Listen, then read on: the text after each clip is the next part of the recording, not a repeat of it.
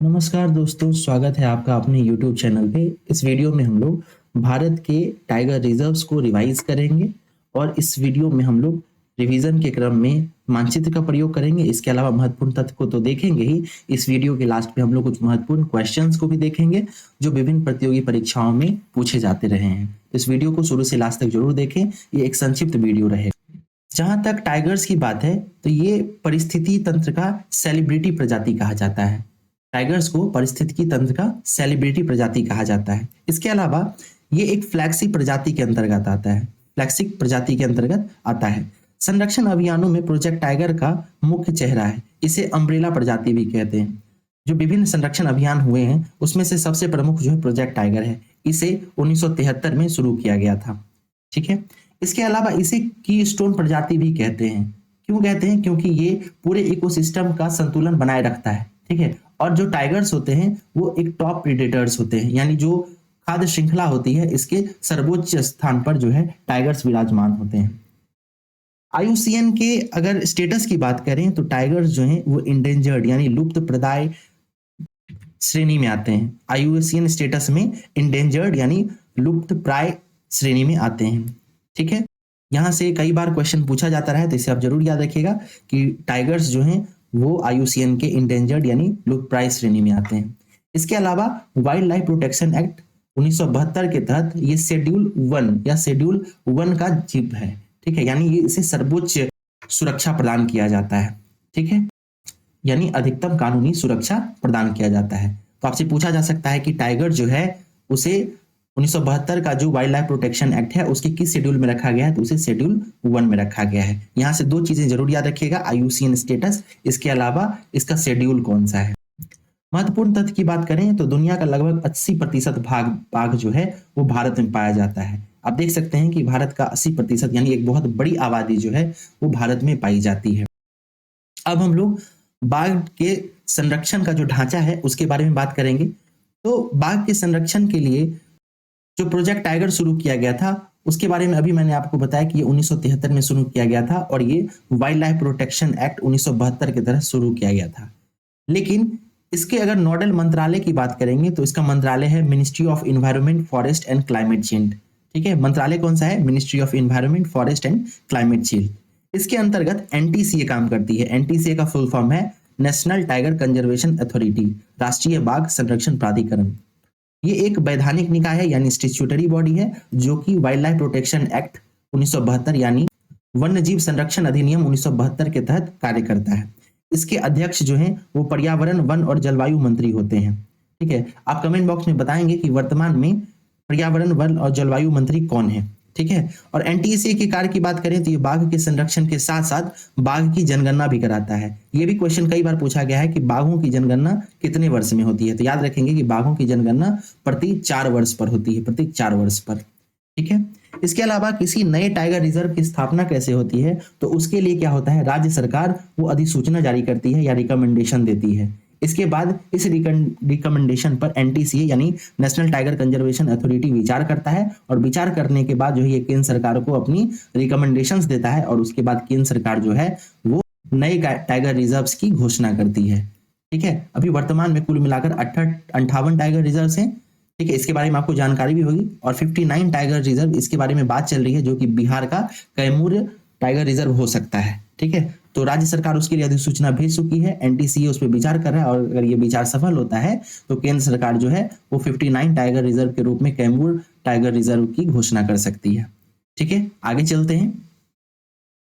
अब हम लोग संरचना और वैश्विक पहल की बात करेंगे। तो एक टाइगर रिजर्व जो होता है उसमें रिजर्व की संरचना कैसी होती है उसके बारे में बात करते हैं। जो एक टाइगर रिजर्व होता है उसे दो श्रेणी में बांटा जाता है। पहला श्रेणी होता है कोर एरिया और दूसरा श्रेणी होता है बफर जोन। जो कोर एरिया होता है उसे क्रिटिकल वाइल्ड लाइफ हैबिटेट भी कहा जाता है। क्रिटिकल यानी जो कोर एरिया होता है उसे क्रिटिकल वाइल्ड लाइफ हैबिटेट कहा जाता है। यहाँ पर मानव गतिविधियां पूरी तरह से प्रतिबंधित होती हैं। इवन यहाँ पे आदिवासियों को वन उपज का भी अधिकार नहीं होता है, वो यहाँ से इमारती लकड़ियां तक चुनने नहीं जा सकते। इसके अलावा जो बफर जोन होता है, बफर जोन में सीमित गतिविधियों की अनुमति होती है। ठीक है। तो कोई भी टाइगर रिजर्व है उसे दो भागों में देख सकते हैं। अंदर वाला भाग कोर रिजर्व कहलाता है और बाहर वाला भाग बफर रिजर्व कहलाता है। कोर रिजर्व में जो है मानव गतिविधियां पूरी तरह से प्रतिबंधित होती हैं, वहीं बफर जोन में सीमित गतिविधियों की अनुमति होती है। इसके अलावा टाइगर्स को बचाने के लिए या टाइगर्स के कंजर्वेशन के लिए वैश्विक पहल की बात करें तो इसमें दो नाम सबसे आगे आता है। पहला है global tiger forum, global tiger forum GTF। यह एकमात्र अंतर सरकारी निकाय है और इसका मुख्यालय नई दिल्ली में है। यहाँ तक कि यह भारत सरकार की ही इनिशिएटिव है जो वैश्विक लेवल पर चल रही है। नाम क्या है? Global tiger forum. इसके अलावा दूसरा है ग्लोबल टाइगर इनिशिएटिव और यह एक NGO अंतर सहकारी कार्यक्रम है। ठीक है, ये NGO के द्वारा चलाया जाता है। आपने T x2 करके एक प्रोग्राम सुना होगा, यानी ऐसा टाइगर रिजर्व जिसमें बाघों की संख्या में अत्यधिक बढ़ोतरी होती है। इवन यहाँ तक कि अगर उसकी संख्या दोगुनी हो जाती है तो उसे T×2 घोषित किया जाता है। ठीक है, और इसे लागू कब से किया गया था? तो ये एक सेंट पीटर्सबर्ग घोषणा जो कि रूस में है वहां से शुरू किया गया था। इसके तहत बाघों की संख्या को दुगुनी करना है। भारत यह लक्ष्य पहले ही प्राप्त कर चुका है, यानी भारत जो है वहां पर बाघों की संख्या दोगुनी हो चुकी है। आगे बात करते हैं। अब हम लोग भारत में कहां कहां पर कितने और कौन कौन से टाइगर रिजर्व अवस्थित हैं उसके बारे में देखेंगे। पहले तो सबसे पहले आप ये जान लें कि अभी वर्तमान में कुल टाइगर रिजर्व की संख्या 58 है। ठीक है, और हम लोग यहाँ मैप की सहायता से श्रेणीवार तरीके से हम लोग टाइगर रिजर्व देखेंगे। पहले हम लोग उत्तर भारत यानी हिमालयी क्षेत्र, तराई क्षेत्र के टाइगर रिजर्व देखेंगे। उसके बाद हम लोग मध्य प्रदेश, क्योंकि यहाँ पे सबसे ज्यादा टाइगर रिजर्व हैं, उसको देखेंगे। उसके बाद हम लोग पश्चिम भारत यानी रेगिस्तान और जो महाराष्ट्र के क्षेत्र है वहां पर टाइगर रिजर्व देखेंगे। फिर हम लोग पूर्वोत्तर भारत वहां पे देखेंगे। इसके अलावा हम लोग असम, त्रिपुरा, उसके अलावा अरुणाचल प्रदेश के टाइगर रिजर्व को देखेंगे। उसके बाद हम लोग जो नॉर्थ ईस्ट के अन्य टाइगर रिजर्व हैं उसको देखेंगे और दक्षिण भारत के टाइगर रिजर्व देखते हुए अंत में हम लोग यहाँ पे कुछ क्वेश्चंस लगाएंगे। ठीक है, तो आइए शुरू करते हैं। सबसे पहले हम लोग हिमालय और तराई क्षेत्र के टाइगर रिजर्व को देखते हैं। यहाँ पे देख सकते हैं आपको उत्तराखंड दिखेगा। उत्तराखंड कई टाइगर रिजर्व पाए जाते हैं, लेकिन आप गौर करेंगे कि उत्तराखंड से ऊपर जो है टाइगर रिजर्व नहीं पाया जाता है। यानी इधर जो जम्मू कश्मीर है, लद्दाख है या हिमाचल प्रदेश है, इन क्षेत्रों में कोई भी टाइगर रिजर्व नहीं पाया जाता। उसका मुख्य कारण यही है कि वो जो क्षेत्र है वहां पे इस तरीके का वातावरण, इस तरीके का क्लाइमेट पाया जाता है जो कि बाघों के लिए फेवरेबल नहीं है। वहां पर अत्यधिक ठंड होता है जिसकी वजह से वहां पे टाइगर सर्वाइव नहीं कर सकते हैं। ठीक है, तो इसीलिए हमें उत्तराखंड वो क्षेत्र है जहां से टाइगर्स मिलने शुरू होते हैं। और उत्तराखंड में भी आप गौर करेंगे कि उसका जो निचला क्षेत्र है, जो उत्तर प्रदेश से जो सीमा साझा होता है, जो तराई बेल्ट है, वहीं पर टाइगर्स पाए जाते हैं। उत्तराखंड में भी जो ऊपर का क्षेत्र है वहां पर टाइगर्स नहीं पाए जाते हैं, क्योंकि यहाँ पर भी तापमान जो है काफी कम होता है, जो कि टाइगर्स के लिए उचित नहीं होता है। ठीक है, उत्तराखंड के टाइगर रिजर्व की बात करेंगे तो यहाँ पर हमें राजाजी टाइगर रिजर्व देखने के लिए मिलता है। इसके अलावा हमें जिम कॉर्बेट टाइगर रिजर्व देखने के लिए मिलता है। जहां तक जिम कॉर्बेट टाइगर रिजर्व की बात है तो यह भारत में सबसे अधिक बाघों की संख्या के लिए फेमस है। ठीक है, यानी जिम कॉर्बेट में सबसे ज्यादा बाघों की संख्या पाई जाती है। इसके अलावा जिम कॉर्बेट से रामगंगा और ऋषि गंगा नदी भी बहती है। तो जिम कॉर्बेट में हम लोगों ने दो टाइगर रिजर्व देखा, राजाजी और जिम कॉर्बेट। इसके अलावा अब हम लोग उत्तर प्रदेश में आते हैं। उत्तर प्रदेश में जो तराई क्षेत्र है वहां पर कई टाइगर रिजर्व पाए जाते हैं। इसमें सबसे पहले हम लोग दुधवा टाइगर रिजर्व देखते हैं जो कि एक नेशनल पार्क भी है। इसके अलावा पीलीभीत देखते हैं, अमनगढ़ देखते हैं। इसके अलावा रानीपुर टाइगर रिजर्व देखते हैं। तो हम लोगों ने उत्तराखंड में देखा दो, राजाजी और जिम कॉर्बेट। इसके अलावा उत्तर प्रदेश में दुधवा, पीलीभीत, अमनगढ़ और रानीपुर। उत्तर प्रदेश में दुधवा, पीलीभीत, अमनगढ़ और रानीपुर। यहाँ मैप में आप देख भी सकते हैं। ठीक है, चलिए अब नेक्स्ट चलते हैं हम लोग। इस स्लाइड में हम लोग मध्य प्रदेश के टाइगर रिजर्व को देखेंगे। मध्य प्रदेश जो है वो भारत में सर्वाधिक बाघों वाला राज्य है। इसमें हम लोग कान्हा, बांधवगढ़, सतपुड़ा, पन्ना, पेंच, संजय धुबरी राष्ट्रीय उद्यान देखेंगे। इसके अलावा कुछ नए राष्ट्रीय उद्यान भी बने हैं तो उसे हम लोग अगले स्लाइड में देखेंगे। ठीक है, तो मध्य प्रदेश के टाइगर रिजर्व को अगर आपको याद करना हो तो सबसे पहले आप याद रखिएगा कान्हा टाइगर रिजर्व, उसके बाद बांधवगढ़ टाइगर रिजर्व, इसके अलावा Satpura tiger reserve. Satpura tiger reserve के बारे में बात तो ये भी मध्य प्रदेश में पाया जाता है। उसके बाद संजय धुबरी बायोस्फीयर रिजर्व भी है एक प्रकार से। ठीक है, ये भी मध्य प्रदेश में है। फिर पेंच टाइगर रिजर्व, उसके अलावा पन्ना टाइगर रिजर्व। तो इस तरीके से मध्य प्रदेश में सर्वाधिक बाघों की संख्या है। सबसे ज्यादा टाइगर रिजर्व्स हैं। इसके अलावा सबसे ज्यादा टाइगर्स भी जो है अगर किसी राज्य की बात करें तो इसी राज्य में सबसे ज्यादा बाघों की संख्या देखी जाती है। इसके बाद हम लोग पश्चिम भारत में चलेंगे तो यहाँ पर आपको राजस्थान और जो मध्य महाराष्ट्र है उसमें टाइगर रिजर्व्स को देखते हैं। जहां तक राजस्थान की बात है तो इसमें 4 टाइगर रिजर्व्स हैं, रणथंभौर, सिरिस्का, रामगढ़ विषधारी और धौलपुर करौली। ठीक है, राजस्थान में कौन कौन से हैं? रणथंभौर, सिरिस्का, रामगढ़ विषधारी और धौलपुर करौली। इसके अलावा महाराष्ट्र की बात करेंगे तो महाराष्ट्र में तदोबा है, नवेगांव है, मालघाट है, भोर है और सह्याद्री है। जहां तक भोर की बात है तो वो टाइगर रिजर्व भारत का सबसे छोटा टाइगर रिजर्व है। ठीक है, एक बार रिपीट कर लेते हैं। राजस्थान में रणथंभौर है, सिरिस्का है, रामगढ़ विषधारी है और धौलपुर करौली है। वहीं महाराष्ट्र की बात करेंगे तो इसमें तदोबा है, नवेगांव है, मेलघाट है, भोर घाट है और सह्याद्री है। गुजरात की बात करेंगे तो गुजरात में कोई टाइगर रिजर्व नहीं है, यहाँ पर केवल एशियाई शेर पाए जाते हैं। ठीक है, चलिए नेक्स्ट स्लाइड पे चलते हैं। इसमें हम लोग पूर्वी भारत के जो टाइगर रिजर्व हैं उसको देखेंगे। जहां तक बिहार की बात है तो बिहार में एक टाइगर रिजर्व है जिसका नाम है वाल्मीकि टाइगर रिजर्व और ये एक प्रकार से नेशनल पार्क भी है। इसके बाद हम लोग झारखंड में देखें तो झारखंड में भी एक टाइगर रिजर्व है जिसका नाम है पलामू टाइगर रिजर्व। छत्तीसगढ़ की बात करेंगे तो छत्तीसगढ़ में 3 टाइगर रिजर्व पाए जाते हैं। पहला है अचनकमार अमरकंटक, दूसरा है इंद्रावती टाइगर रिजर्व और तीसरा है उदंती सीता नदी टाइगर रिजर्व। ठीक है, उड़ीसा में कौन कौन से हैं? अचनकमार अमरकंटक, इंद्रावती और उदंती सीता नदी।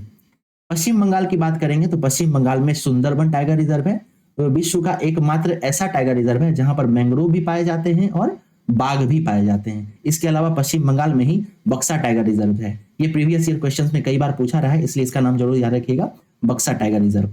इसके बाद उड़ीसा की बात करेंगे तो यहाँ पे 2 टाइगर रिजर्व पाए जाते हैं, एक है सिमलीपाल और दूसरा है सतकोसिया टाइगर रिजर्व। सिमलीपाल और सतकोसिया टाइगर रिजर्व। अब हम लोग आसाम के कुछ टाइगर रिजर्व्स को देखते हैं। आसाम में भी कई टाइगर रिजर्व्स हैं, तो कुछ का नाम यहाँ दिया गया है, बाकी आपको अगले स्लाइड में मिलेगा। जैसे यहाँ पर आपको काजीरंगा टाइगर रिजर्व मिलेगा, यहाँ से आपको ब्रह्मपुत्रा नदी बहती है। इसके अलावा यह एक नेशनल पार्क भी है और वर्ल्ड हेरिटेज साइट भी है। ठीक है, तो काजीरंगा इंपॉर्टेंट है, इसको याद रखिएगा। इसके बाद हम लोग मानस देखते हैं, तो मानस जो है ये एक टाइगर रिजर्व है। ठीक है, इसके अलावा ये बायोस्फीयर रिजर्व भी है, नेशनल पार्क भी है, वर्ल्ड हेरिटेज साइट भी है, वाइल्ड लाइफ सेंचुरी भी है। तो मानस भी जो है असम में मौजूद है। इसके अलावा ओरांग जो है, ओरांग भी यहीं पे है आपको असम में। फिर नामेरी जो है ये भी आपको असम में ही है। ठीक है, नेक्स्ट स्लाइड पे चलते हैं। इसमें हम लोग अरुणाचल प्रदेश और मिजोरम के टाइगर रिजर्व्स को देखेंगे। अरुणाचल प्रदेश में भी कई टाइगर रिजर्व्स हैं, जिसमें से पहला है नामदफा, ये उड़ने वाली गिलहरियों के लिए भी फेमस है, तो नामदफा याद रखिएगा। इसके अलावा पक्के पक्के टाइगर रिजर्व, जिसे पखुई टाइगर रिजर्व भी के नाम से भी जाना जाता है, वो भी अरुणाचल प्रदेश में ही है। यहाँ से कामेंग नदी बहती है, ये भी एडिशनल पॉइंट आप लोग याद रखिएगा। इसके अलावा यहाँ पर कामलांग टाइगर रिजर्व भी है। कामलांग टाइगर रिजर्व, यहाँ से लांग नदी बहती है। तो अरुणाचल प्रदेश के 3 टाइगर रिजर्व कौन कौन से हैं? नामदफा, पक्के यानी पखुई टाइगर रिजर्व, इसके अलावा कामलांग टाइगर रिजर्व। अब हम लोग मिजोरम की बात करेंगे तो मिजोरम में एक टाइगर रिजर्व है जिसका नाम है दम्फा टाइगर रिजर्व। क्या नाम है? दम्पा टाइगर रिजर्व, और ये लुसाई हिल्स पर मौजूद है। ठीक है, इसके अलावा पूर्वोत्तर के कुछ ऐसे राज्य हैं जहां पर कोई भी टाइगर रिजर्व नहीं है, तो याद रखिएगा यहाँ पर मणिपुर, त्रिपुरा, मेघालय, नागालैंड ऐसे राज्य हैं जहां पर कोई भी टाइगर रिजर्व नहीं पाया जाता है। अब हम लोग दक्षिण भारत की ओर चलते हैं। दक्षिण भारत में भी जो पश्चिमी घाट है, यानी कर्नाटक, केरल, तमिलनाडु वगैरह का जो क्षेत्र है, वहां पर कौन कौन से टाइगर रिजर्व हैं उसे देखते हैं। कर्नाटक की बात करेंगे तो कर्नाटक जो है, यहाँ पर टाइगर रिजर्व की संख्या की बात करें तो ये रैंक 2 पर, यानी मध्य प्रदेश के बाद सबसे ज्यादा टाइगर्स जो हैं वो आपको यहीं कर्नाटक में मिलते हैं। यहाँ पर कौन कौन से टाइगर रिजर्व हैं? तो सबसे पहले बांदीपुर आता है, जो कि काफी फेमस भी है। बांदीपुर के बाद नागरहोल है, जिसे राजीव गांधी नेशनल पार्क के नाम से भी जानते हैं। फिर भद्रा टाइगर रिजर्व है, अंसी टाइगर रिजर्व है, इसके अलावा बिलीगिरी रंगनाथ टाइगर रिजर्व भी है। तो कर्नाटक में कई टाइगर रिजर्व हैं, इसे हम लोग एक बार और रिपीट कर लेते हैं। पहला है बांदीपुर टाइगर रिजर्व, दूसरा है नागरहोल टाइगर रिजर्व, तीसरा है भद्रा टाइगर रिजर्व, चौथा है अंसी टाइगर रिजर्व और 5वां है बिलगिरी रंगनाथ टाइगर रिजर्व। अब हम लोग केरल के कुछ टाइगर रिजर्व को देखते हैं। तो केरल में आपको पेरियार टाइगर रिजर्व मिलता है, यहाँ से पेरियार और पंबा नदी बहती है। तो केरल से पेरियार टाइगर रिजर्व है, जिसमें पेरियार और पंबा नदी बहती है। इसके अलावा परम्बिकुलम टाइगर रिजर्व भी जो है केरल में पाया जाता है। तो केरल में 2 टाइगर रिजर्व है, पेरियार और परम्बिकुलम। ठीक है, अब नेक्स्ट स्लाइड पे चलते हैं। इसमें हम लोग दक्षिण भारत के जो कुछ टाइगर रिजर्व्स बच गए हैं उसे देख लेते हैं। जैसे तमिलनाडु के टाइगर रिजर्व, तो तमिलनाडु में भी कई टाइगर रिजर्व्स पाए जाते हैं। पहला है Sathyamangalam tiger reserve. Sathyamangalam tiger reserve के साथ खासियत यह है कि यहाँ पर पश्चिमी और पूर्वी घाट दोनों का मिलन होता है। ठीक है, सतमंगलम टाइगर रिजर्व ऐसा टाइगर रिजर्व है यहाँ पर पश्चिमी घाट और पूर्वी घाट का मिलन होता है। इसके अलावा तमिलनाडु में मधुमलाई, अन्नामलाई, इसके मुंडनथुराई और मेघामलाई, ये सारे जो है आपको तमिलनाडु में मिलते हैं। ठीक है, तो जिस किसी टाइगर रिजर्व के साथ आपको लाई शब्द मिल जाए, ठीक है, तो वो समझ जाइएगा कि वो तमिलनाडु का है। मैं एक बार रिपीट कर देता हूँ, सतमंगलम टाइगर रिजर्व, मधुमलाई, अन्नामलाई, मुंडनथुराई और मेघमलाई, ये सब तमिलनाडु के टाइगर रिजर्व है। उसके बाद हम लोग आंध्र प्रदेश के टाइगर रिजर्व को देखें तो यहाँ पर नागार्जुन सागर श्रीशैलम टाइगर रिजर्व है, जो कि भारत का सबसे बड़ा टाइगर रिजर्व है एरिया के हिसाब से, नागार्जुन श्रीशैलम टाइगर रिजर्व। तेलंगाना की बात करेंगे तो तेलंगाना में 2 टाइगर रिजर्व है, पहला है अमराबाद टाइगर रिजर्व, दूसरा है कबल टाइगर रिजर्व। ठीक है, पहला कौन सा है, अमराबाद, और दूसरा है कबल। कबल से आपको गोदावरी नदी भी गुजरती है, तो ये भी एडिशनल फैक्ट याद रखेंगे। अब हम लोग कुछ महत्वपूर्ण फैक्ट्स के बारे में बात कर लेते हैं। अगर हम लोग भारत के सबसे बड़े टाइगर रिजर्व की बात करें एरिया के हिसाब से, तो उसका नाम है नागार्जुन श्रीशैलम, ये पूछा जाता है। तो एरिया के हिसाब से सबसे बड़ा टाइगर रिजर्व कौन सा है, तो ये है नागार्जुन श्रीशैलम, जो कि आंध्र प्रदेश में है। वहीं सबसे छोटे टाइगर रिजर्व की बात करें तो ये है बोर टाइगर रिजर्व, जो कि महाराष्ट्र में अवस्थित है। सबसे छोटा कौन सा है, बोर है, जो कि महाराष्ट्र में अवस्थित है। इसके अलावा सर्वाधिक बाघों की बात करें किसी एक टाइगर रिजर्व में, तो सबसे ज्यादा टाइगर्स जो है वो जिम कॉर्बेट टाइगर रिजर्व में है, जो कि उत्तराखंड में है। ठीक है, सबसे ज्यादा संख्या जो है टाइगर्स की वो जिम कॉर्बेट में है। इसके अलावा सबसे ज्यादा बाघों वाले राज्य की बात करें तो ये मध्य प्रदेश है, दूसरे नंबर पर आपको कर्नाटक देखने के लिए मिलता है। इसके अलावा यहाँ पर एक परियोजना है जो भारत सरकार के द्वारा लाई गई थी, जिसका नाम था एम स्ट्राइप्स। एम स्ट्राइप्स जो है ये बाघों की निगरानी यानी बाघों की गिनती के लिए लाया गया था। यहाँ पर जो है आपको एक स्लाइड में 5 टाइगर रिजर्व्स दिए गए हैं हाल फिलहाल के, ठीक है, जो कि केंद्र सरकार के द्वारा घोषणा किया गया था। तो 55वां टाइगर रिजर्व जो है वो वीरांगना दुर्गापति है, जो कि मध्य प्रदेश का है। इसके अलावा गुरु घासीदास टाइगर रिजर्व है, जो कि छत्तीसगढ़ का है। 57वां है रातापानी टाइगर रिजर्व, जो कि एमपी में है। और 58वां है माधव टाइगर रिजर्व, जो कि एमपी में है। ठीक है, तो ये स्पेशल आपको 4 टाइगर रिजर्व बताए गए हैं, क्योंकि हो सकता है कि हाल फिलहाल में ये चर्चा में रहे हैं और नवीन भी हैं, तो आपको मैच करने के लिए दे सकता है। तो ये आप चारों जरूर याद रखिएगा। इसके अलावा बिहार का जो कैमूर टाइगर रिजर्व है उसे भी बिहार सरकार ने जो है नोटिफाई कर दिया है। एनटीसीए की मंजूरी मिलने के बाद केंद्र सरकार हो सकता है उसे 59 नंबर का टाइगर रिजर्व घोषित कर दे। तो इस तरीके से हम लोगों ने टाइगर रिजर्व से जुड़े हुए जितने भी इंपॉर्टेंट फैक्ट्स थे वो देख लिए। अब हम लोग कुछ क्वेश्चंस देख लेते हैं जो काफी इंपॉर्टेंट है। यहाँ पे 3 क्वेश्चंस दिए गए हैं। पहला क्वेश्चन है क्रिटिकल टाइगर हैबिटेट के तहत सबसे बड़ा क्षेत्र किसका है।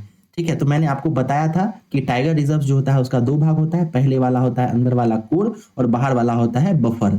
ठीक है, कोर वाले को ही हम लोग क्रिटिकल टाइगर हैबिटेट भी कहते हैं और बाहर वाले को बफर कहते हैं। तो क्रिटिकल टाइगर हैबिटेट यानी कोर एरिया के दृष्टिकोण से अगर सबसे बड़ा टाइगर रिजर्व की बात करें तो वो नागार्जुन श्रीशैलम है, जो कि अरुणाचल प्रदेश में है। दूसरा क्वेश्चन है पखोई वन्यजीव अभ्यारण्य कहाँ है, तो ये अरुणाचल प्रदेश में है। ठीक है, इसके अलावा तीसरा है बैरोमीटर स्पीसीज का क्या अर्थ है। ठीक है, तो बैरोमीटर स्पीसीज यानी इंडिकेटर स्पीसीज को ही बैरोमीटर स्पीसीज कहते हैं। ठीक है, बाघ एक इंडिकेटर यानी कीस्टोन स्पीसीज है, यानी इसका होना स्वस्थ जंगल का प्रमाण है।